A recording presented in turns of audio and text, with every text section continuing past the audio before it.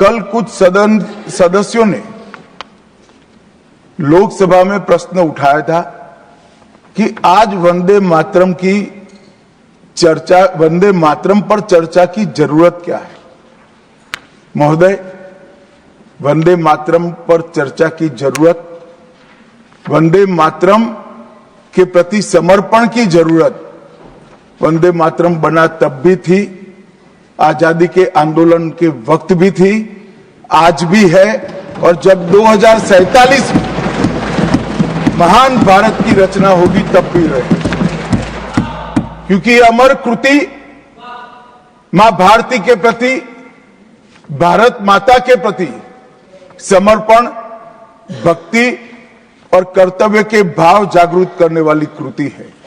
इसलिए जिनको आज वंदे मातरम की चर्चा क्यों हो रही है वो समझ में नहीं आ रहा है। मुझे लगता है कि उन्होंने नए सिरे से अपनी समझ पर ही सोचने की जरूरत है। कुछ लोगों को इसमें दिखता है कि बंगाल में चुनाव आने वाला है, इसलिए वंदे मातरम की चर्चा हो रही है। वो वंदे मातरम के महिमा मंडन को बंगाल के चुनाव के साथ जोड़कर कम करना चाहते हैं। ये सही है कि वंदे मातरम की रचनाकार बंकिम बाबू बंगाल में पैदा हुए, बंगाल में गीत की रचना हुई, और आनंद मठ जिसमें बाद में वंदे मातरम समाहित हुआ, उसकी पृष्ठभूमि भी की बंगाल थी। मगर जब वंदे मातरम का प्रकटीकरण हुआ, वंदे मातरम बंगाल तक सीमित नहीं रहा था, देश तक भी सीमित नहीं रहा था।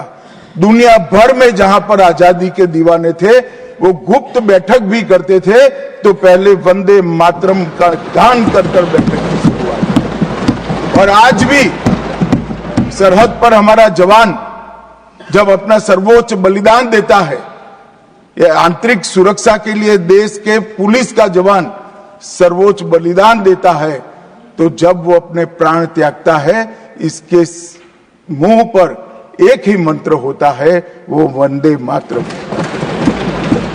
मान्यवर, ये वंदे मातरम का गान, वंदे मातरम का गीत, ये भारत माता को गुलामी की जंजीरों से मुक्त करने का नारा बना था, आजादी के उद्घोष का नारा बन चुका था, आजादी के संग्राम का एक बहुत बड़ा प्रेरणा स्रोत बना था, और शहीदों को अंतिम बलिदान, सर्वोच्च बलिदान देते वक्त अगले जन्म में भी भारत में ही जन्म लेकर फिर से मां भारती के लिए बलिदान करने की प्रेरणा वंदे मातरम से मिली। और ये चिर पुरातन राष्ट्र को अनेक सदियों तक अपनी संस्कृति के रास्ते पर आगे बढ़ाने की प्रेरणा भी कई सारे मनुष्यों को इस वंदे मातरम से मिली। वंदे मातरम की दोनों सदनों में इस चर्चा से, वंदे मातरम के महिमा मंडन से, वंदे मातरम के गौरव गान से हमारे बच्चे, किशोर, युवा और आने वाली कई पीढ़ियां वंदे मातरम के महत्व को भी समझेगी और उसको राष्ट्र के पुनर्निर्माण का एक प्रकार से आधार भी बनाएगी। मान्यवर, बंकिम चंद्र चट्टोपाध्याय जी ने 7 नवंबर 1875 को वंदे मातरम की रचना उनकी सार्वजनिक हुई। यह दिन कार्तिक शुक्ल नवमी का था। अक्षय नवमी या जगदात्री पूजा के रूप में यह दिन मनाया जाता है। और जब रचना की तब शुरू में कुछ लोगों को लगा कि एक उत्कृष्ट साहित्यिक कृति है, परंतु देखते देखते देखते वंदे मातरम का एक गीत देशभक्ति, त्याग और राष्ट्रीय चेतना का प्रतीक बन गया, जिसने हमारे आजादी के आंदोलन का रास्ता प्रशस्त किया। और कब वंदे मातरम की रचना हुई। वंदे मातरम की रचना की पृष्ठभूमि हम सब ने जरूर याद करनी चाहिए। उसकी पृष्ठभूमि में सदियों तक इस्लामिक आक्रमण को झेलकर इस देश की संस्कृति और इस देश का इतिहास झंझोड़ने का काम, शीर्ण वीर्ण करने का काम हुआ था। उसके बाद अंग्रेजों ने अपने शासन के काल में, भारत के गुलामी के काल में एक नई सभ्यता, एक नई संस्कृति हमें थोपने का प्रयास किया था। और उस वक्त ये वंदे मातरम का रचना बंकिम बाबू ने की और वो रचना के अंदर बहुत बारीकी से जो हमारी मूल सभ्यता थी, हमारा सांस्कृतिक राष्ट्रवाद था, देश को माता के रूप में कल्पना कर कर देश की माता के रूप में जो कल्पना की, इसकी आराधना करने की हमारी परंपरा थी, उसको उन्होंने पुनः प्रस्तापित किया था। और इसीलिए ये गीत देखते देखते कोई प्रचार के बगैर, उस वक्त ना सोशल मीडिया था, ना प्रचार के कोई साधन थे, उल्टा जो सरकार थी वो तो उसको रोकना चाहती थी, प्रतिबंध लगाती थी। वंदे मातरम बोलने वालों पर कोड़े बरसाए जाते थे, जेल में डाल दिए जाते थे। फिर भी वो सारे प्रतिबंधों को पार कर कर हर एक व्यक्ति के मन को भी छुआ, आत्मा को भी छुआ और अनेक प्रताड़नाएं झेलते हुए भी वंदे मातरम कश्मीर से कन्याकुमारी तक फैल गया। मान्यवर, ये एक प्रकार से भारत के संस्कृति के प्रति श्रद्धा रखने वाले सभी लोगों को पुनः जागरण का मंत्र बन गया। गुलामी के कालखंड में कई मंदिर, विश्वविद्यालय, कला केंद्र, हमारी कृषि व्यवस्थाएं, हमारी शिक्षा व्यवस्था, कई सारी लाइब्रेरी अस्त व्यस्त हो गई, तोड़ दी गई, शीर्ण वीर्ण कर दी गई, मगर हमारी संस्कृति, उसके भाव को हमारे जनमानस से कोई नहीं मिला। मगर एक जरूरत थी वो भाव को जागरूक करने की और वो भाव को पुनः संगठित करने की। उसी वक्त बंकिम बाबू ने वंदे मातरम की रचना की और देखते देखते वंदे मातरम का नारा अक्रॉस द कंट्री, पूरे देश में ट्रैवल कर गया मान्यवर, और अंडमान निकोबार की जेलों तक पहुंच गया। उसको ना अंग्रेज रोक सके, ना अंग्रेजों की सभ्यता को स्वीकारने वाले लोग रोक सके। मान्यवर, वंदे मातरम ने एक ऐसे राष्ट्र को जागरूक किया जो अपनी दिव्य शक्ति को भुला चुका था।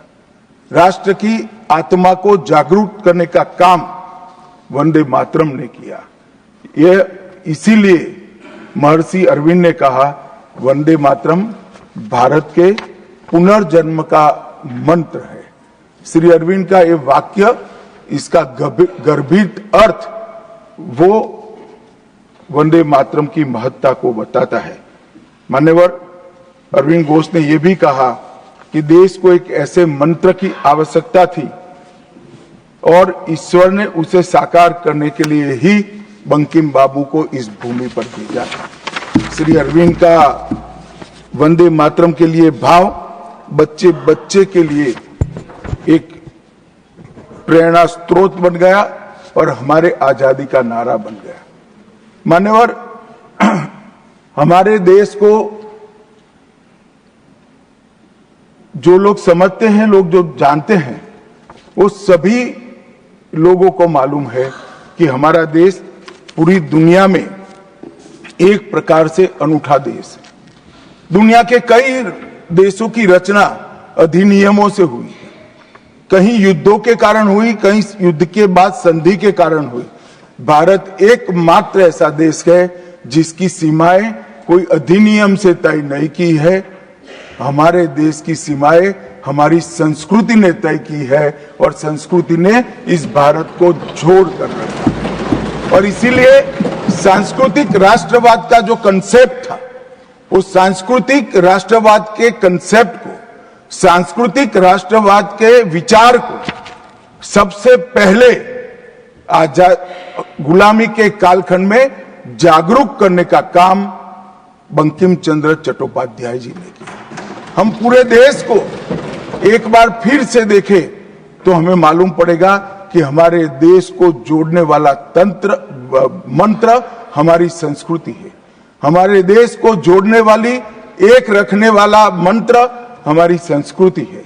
और इसी के कारण वंदे मातरम का जो उद्घोष हुआ, उसने सांस्कृतिक राष्ट्रवाद के सिद्धांत को पहली बार एस्टैब्लिश करने का काम किया। जब अंग्रेजों ने वंदे मातरम पर कई सारे प्रतिबंध लगाए, तब बंकिम बाबू ने एक पत्र में लिखा था, मुझे कोई आपत्ति नहीं है, मेरे सभी साहित्य को गंगा जी में बहा दिया जाए। यह मंत्र वंदे मातरम अनंत काल तक जीवित रहेगा। यह एक महान गान होगा और लोगों के हृदय को जीत लेगा और भारत के पुनर्निर्माण का यह मंत्र बनेगा। आज हम देख रहे हैं कि बंकिम बाबू के वो शब्द सच हुए हैं। भले देर से ही सही, ये पूरा राष्ट्र आज सांस्कृतिक राष्ट्रवाद की परिकल्पना को स्वीकार कर आगे बढ़ रहा है। और मान्यवर, हम सब जो भारत माता की संतानें हैं, वो मानते हैं कि ये देश कोई जमीन का टुकड़ा नहीं है। वो उसको हम माँ के रूप में देखते हैं और उसका भक्ति गान भी करते हैं, और वो भक्ति गान की अभिव्यक्ति ही वंदे मातरम है। मान्यवर, आज मैं सदन में जब ये चर्चा हो रही है तब बताना चाहता हूं, वंदे मातरम की रचना में हमारे जीवन में देश की, भारत माता की कल्पना का जो योगदान है, उसको बहुत अच्छे तरीके से भावना के साथ वर्णन किया है। जल, फल और समृद्धि तीनों की दायिनी भारत माता को बताया गया।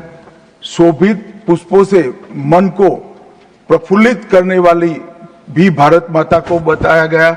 सरस्वती, लक्ष्मी, दुर्गा, ये तीनों का जो स्वरूप है वो भारत माता है। एक प्रकार से हमारा समृद्धि, हमारी सुरक्षा, हमारा ज्ञान, हमारा विज्ञान, ये सब भारत माँ की ही कृपा है और उसकी आराधना से ही प्राप्त हो सकता है।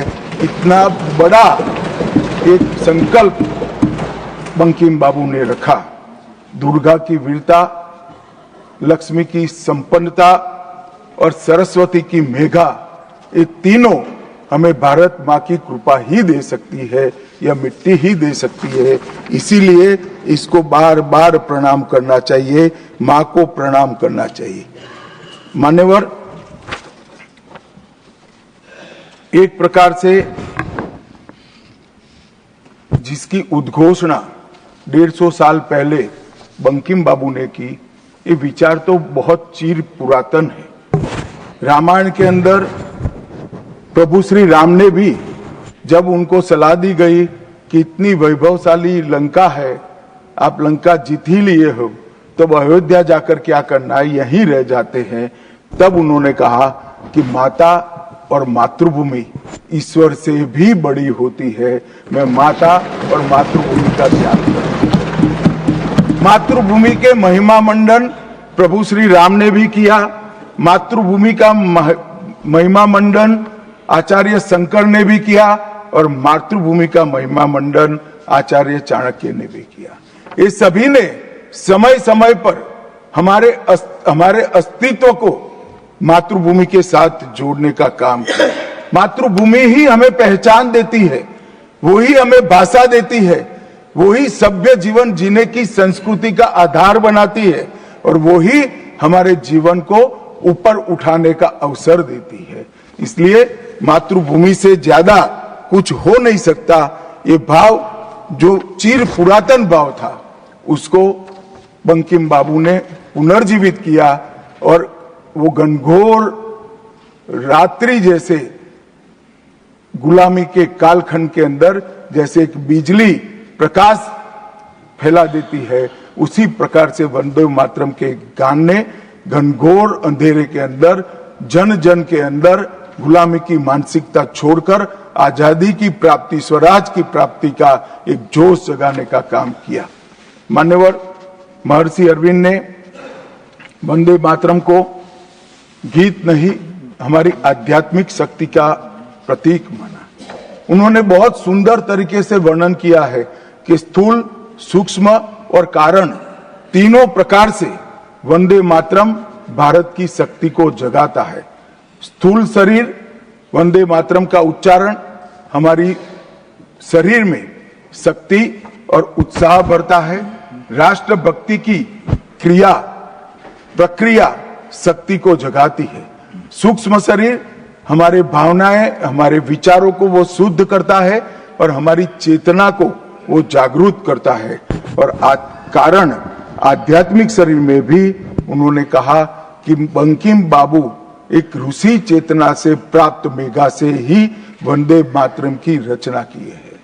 और बहुत अच्छे तरीके से उन्होंने कहा ये गीत केवल देशभक्ति की, देश प्रेम की अभिव्यक्ति नहीं है, बल्कि भारत माता की दिव्य शक्ति का आह्वान है। भारत की मूल चेतना, सनातन शक्ति, उसको पुनर्जीवित करने का ये वंदे मातरम मंत्र है। और इसीलिए आजादी के वक्त सभी हमारे नेताओं ने वंदे मातरम को आजादी के आंदोलन का आधार बनाने का काम किया। कई सारे हमारे आजादी के संग्राम के सेनानी जिनको अंग्रेजों ने फांसी पर चढ़ाया, इस सब में एक चीज सामान्य निकल कर आती है, तो फांसी के तख्ते पर चढ़ते चढ़ते जो शहीद अंतिम शब्द बोले वो सभी के मुंह से वंदे मातरम ही निकला। स्वदेशी का आह्वान करना हो, विदेशी माल का बहिष्कार करना हो, राष्ट्रीय शिक्षा का आह्वान जगाना हो, हर वक्त राष्ट्रभक्ति जगाते वक्त वंदे मातरम का उद्घोष इस देश ने सुना भी, इस देश ने महसूस भी किया। पंजाब के गदर आंदोलन में वंदे मातरम के शीर्षक से कई पर्चे बांटे गए। महाराष्ट्र में वंदे मातरम के विशेष अंक गणपति और शिवाजी के उत्सव में बांटे जाते थे। तमिलनाडु में सुब्रह्मण्यम भारती जी ने तमिल अनुवाद कर हिंद महासागर को भी क्रांति की चेतना से आंदोलित कर दिया था। मान्यवर 1907 में कलकत्ता में वंदे मातरम नाम का एक अंग्रेजी अखबार शुरू हुआ, जिसके संपादक महर्षि अरविंद थे। ब्रिटिश सरकार ने उसको सबसे खतरनाक राष्ट्रवादी पत्र माना। वो राष्ट्रवादी भी कहते थे और खतरनाक भी कहते थे। और श्री अरविंद पर राजद्रोह का मुकदमा भी चला और उनको सजा भी गई। अंततोगत्वा उसको प्रतिबंधित कर दिया। मान्यवर कांग्रेस के अधिवेशनों ने भी वंदे मातरम के महिमा मंडन को, वंदे मातरम के गान को गाया।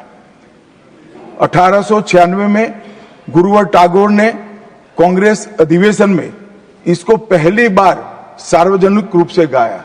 1905 में कांग्रेस के वाराणसी अधिवेशन में महान कवियत्री गायिका सरला देवी चौधरानी ने पूर्ण वंदे मातरम का गायन किया। और 15 अगस्त 1947 को जब देश आजाद हुआ, सुबह 6:30 बजे सरदार पटेल के आग्रह पर पंडित ओमकारनाथ ठाकुर जी ने आकाशवाणी से अपने मधुर स्वर में वंदे मातरम का गान कर देश को भावुक कर दिया। और ये सभी भावना को देखते हुए संविधान सभा की अंतिम बैठक 24 जनवरी 1950 को संविधान सभा के अध्यक्ष राजेंद्र प्रसाद जी की अध्यक्षता में जो हुई, उसमें राष्ट्रगान के बराबर सम्मान देते हुए वंदे मातरम को राष्ट्रगीत घोषित करने का काम किया। मान्यवर, मैं कल देख रहा था कांग्रेस के कई सदस्य आज वंदे मातरम की चर्चा क्यों जरूरी है और इसको एक राजनीतिक हथकंडा या तो मुद्दों पर से ध्यान भटकाने का एक हथियार मानते थे। मान्यवर, मुद्दों पर चर्चा करने से कोई नहीं डरता है। संसद का बहिष्कार हम नहीं करते हैं। संसद का बहिष्कार अगर करना है, संसद का बहिष्कार न करे, संसद चलने दे, तो सब मुद्दों पर चर्चा होगी। हमें कुछ डरने जैसा नहीं है, छिपाने जैसा नहीं है। कोई भी मुद्दा हो, हम चर्चा करने के लिए तैयार है। परंतु वंदे मातरम के गान की चर्चा को, वंदे मातरम के गान पर की चर्चा को टालने की ये मानसिकता ये नई नहीं है। मान्यवर, ये तो वंदे मातरम का 150वां साल है। हर महान रचना का, हर महान घटना का महत्वपूर्ण साल कई मायनों में हमारे देश में मनाता जाता है। तो ये तो 150वां साल है। अब हम थोड़ा पीछे मुड़कर देखते हैं मान्यवर, जब वंदे मातरम के 50 साल हुए तब क्या हुआ? वंदे मातरम के 50 साल हुए, देश आजाद नहीं हुआ था। और वंदे मातरम की स्वर्ण जयंती हुई 1937 में। तब जवाहरलाल नेहरू जी ने वंदे मातरम के 2 टुकड़े कर उसको 2 अंतरों तक सीमित करने का काम किया। कांग्रेस पार्टी की 50वें साल में जो एक प्रकार से वंदे मातरम का महिमा मंडन करने की पद्धति थी,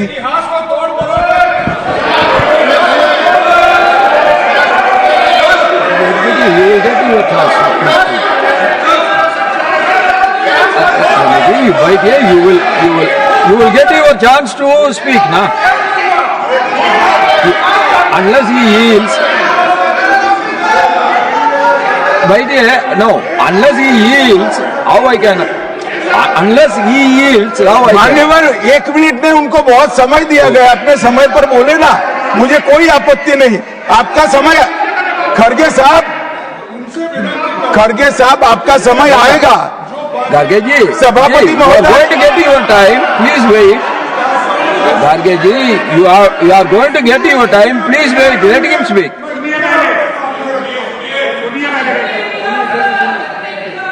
मान्यवर, 50वें पड़ाव पर वंदे मातरम को सीमित कर दिया गया।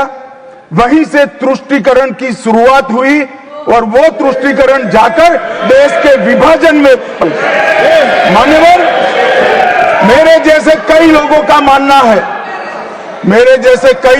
मानना है, कांग्रेस पार्टी को पसंद आए ना आए, अगर वंदे मातरम के तुष्टीकरण की नीति के तहत 2 टुकड़े न करते तो देश का बंटवारा नहीं होता और देश पूरा होता। मान्यवर, 50 साल के बाद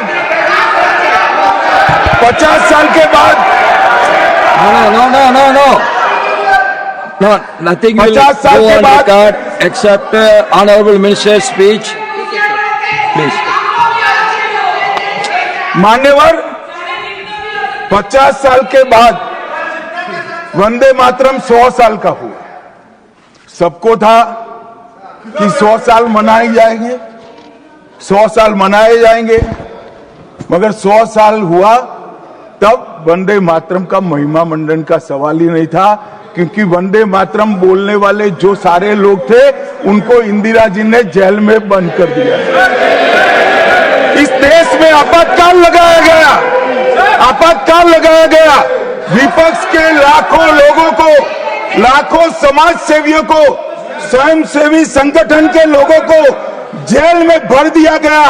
कोई कारण के बगैर अखबारों पर ताले लगा दिए गए। यहां तक कि आकाशवाणी उस वक्त एक ही माध्यम था, आकाशवाणी में किशोर कुमार की आवाज ही नहीं आती थी, ड्यूएट गाने भी लता जी की आवाज में ही आते थे। मान्यवर, पूरे देश को जब वंदे मातरम 100 साल का हुआ, पूरे देश को बंदी बनाकर रख दिया। और कल 150वां साल है। 150वें साल में लोकसभा में चर्चा हुई। साहब, ये कांग्रेस पार्टी की स्थिति देखिए। जिस कांग्रेस पार्टी के अधिवेशनों की शुरुआत गुरुवर टागोर जैसे लोग वंदे मातरम गाकर कराते थे। वंदे मातरम कांग्रेस पार्टी के आजादी के आंदोलन का एक मंत्र बना था।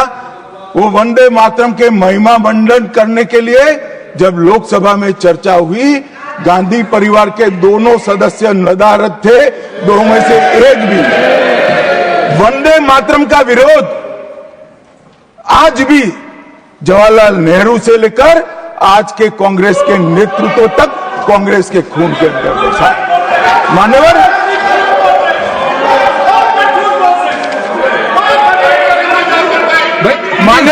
प्लीज आप बैठिए, प्लीज आप बैठिए, प्लीज आप बैठिए। मान्यवर, मैं तथ्यों के आधार पर कहता हूं, कांग्रेस पार्टी की एक नेत्री ने कांग्रेस बैठ जाओ रामदास,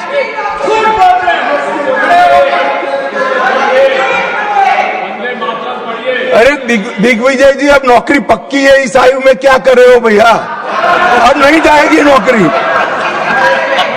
मान्यवर, मैं जो कह रहा हूं वो रिकॉर्ड का हिस्सा है दूसरे सदन का। मान्यवर, दूसरे सदन की चर्चा में कांग्रेस पार्टी की एक प्रमुख नेत्री ने कहा है कि वंदे मातरम की आज चर्चा की कोई जरूरत नहीं है। मुझे मालूम नहीं पड़ता कि वंदे मातरम से कभी नहीं कहा है सर, हमने पहले दिन से कहा है चर्चा होनी चाहिए। No no no no, Ramesh नेत्री क्या कहा? जयराम रमेश जी प्लीज बैठिए, प्लीज आप बैठिए जी। साहब, माननीय सदस्य जयराम जी का प्रॉब्लम है कि वो सिर्फ विपक्ष की ही बात सुनते हैं, अपने नेताओं की बात को सुनते नहीं है। मैंने ऐसा नहीं कहा, आपने कहा है। मैंने ऐसा कहा कि लोकसभा में चर्चा में कांग्रेस पार्टी की एक प्रमुख नेत्री ने कहा है कि अभी इस समय वंदे मातरम की चर्चा की कोई जरूरत नहीं।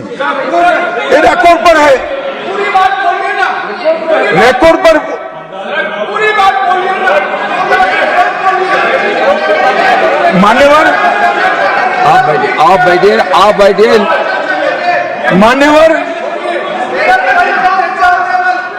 मान्यवर, जिस गीत को, जिस गान को महात्मा गांधी ने राष्ट्र की शुद्धतम आत्मा से जुड़ा हुआ गीत कहा, बिपिन चंद्र पाल ने एक राष्ट्र धर्म है जिसमें राष्ट्रभक्ति और कर्तव्य दोनों समाहित है, जिसकी अभिव्यक्ति वंदे मातरम करता है, वो वंदे मातरम का टुकड़ा करने का काम भी कांग्रेस पार्टी ने किया था।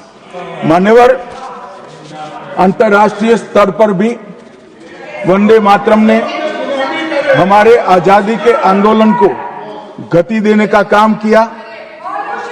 श्याम जी कृष्ण वर्मा, मैडम भिखाजी कामा और वीर सावरकर ने जो भारत का त्रिवर्ण ध्वज निर्मित किया था, उस पर स्वर्णिम अक्षर में एक ही नाम था, वंदे मातरम। मान्यवर, बर्लिन के ओलंपिक्स में भी 1936 में गुलामी के कालखंड में भी जब हमारे हॉकी की हमारी टीम को उत्साह की जरूरत थी, प्रेरणा की जरूरत थी, कोच ने लाइन में खड़े कर भावपूर्ण तरीके से वंदे मातरम का गान किया और हम गोल्ड मेडल जीत कर आ गए। मान्यवर, भारतीय जनता पार्टी की रचना हुई तब से हमारी तो पार्टी की रचना ही सांस्कृतिक राष्ट्रवाद और ये देश अपने मूल संस्कृति के आधार पर, मूल विचारों के आधार पर चलना चाहिए, पाश्चात्य संस्कृति के आधार पर नहीं चलना चाहिए। इसीलिए हमारी पार्टी की स्थापना थी। मान्यवर, इस संसद में वंदे मातरम के गान को बंद करा दिया गया। अब फिर से खड़े हो जाएंगे कि नहीं नहीं नहीं, आप गलत बोल रहे हो, मगर इस रिकॉर्ड है मान्यवर महोदय। 1992 में भाजपा सांसद श्री राम नाईक ने एक शॉर्ट ड्यूरेशन डिस्कशन के माध्यम से वंदे मातरम को संसद में फिर से गाने की शुरुआत करने के लिए एक मुद्दा उठाया और उस वक्त प्रतिपक्ष के नेता लाल कृष्ण आडवाणी जी ने बहुत प्रमुखता के साथ लोकसभा के स्पीकर को कहा कि इस महान सदन के अंदर वंदे मातरम का गान होना चाहिए, क्योंकि संविधान सभा ने इसको स्वीकारा है और फिर लोकसभा ने सर्वानुमत से 1992 में वंदे मातरम के गान की शुरुआत की। मान्यवर, हम जब वंदे मातरम की गान की शुरुआत कर रहे थे उस वक्त भी, मैं नाम देना नहीं चाहता वरना ये औचित्य के सवाल उठाएंगे, कुछ टेक्निकल मुद्दे उठाएंगे, मगर इंडी अलायंस के ढेर सारे लोगों ने, मेरे पास नाम की सूची है, इनको आपत्ति नहीं हो तो मैं पढ़ सकता हूं, ढेर सारे लोगों ने कहा था कि हम वंदे मातरम नहीं गाएंगे, ना बोल दिया। और मैंने मेरी आंख से देखा है, कई सारे सदस्य वंदे मातरम होता है तो वंदे मातरम के गान के पहले संसद में बैठे होते हैं तो भी खड़े होकर बाहर चले जाते हैं। मैं आपको विश्वास से कह सकता हूं मान्यवर, ये कह रहे हैं कि कांग्रेस पार्टी पर झूठे आरोप लगाए। मैं विश्वास से कह रहा हूं, भारतीय जनता पार्टी का एक भी सदस्य वंदे मातरम के गान के वक्त सम्मान के साथ खड़ा न हो, ऐसा हो ही नहीं सकता।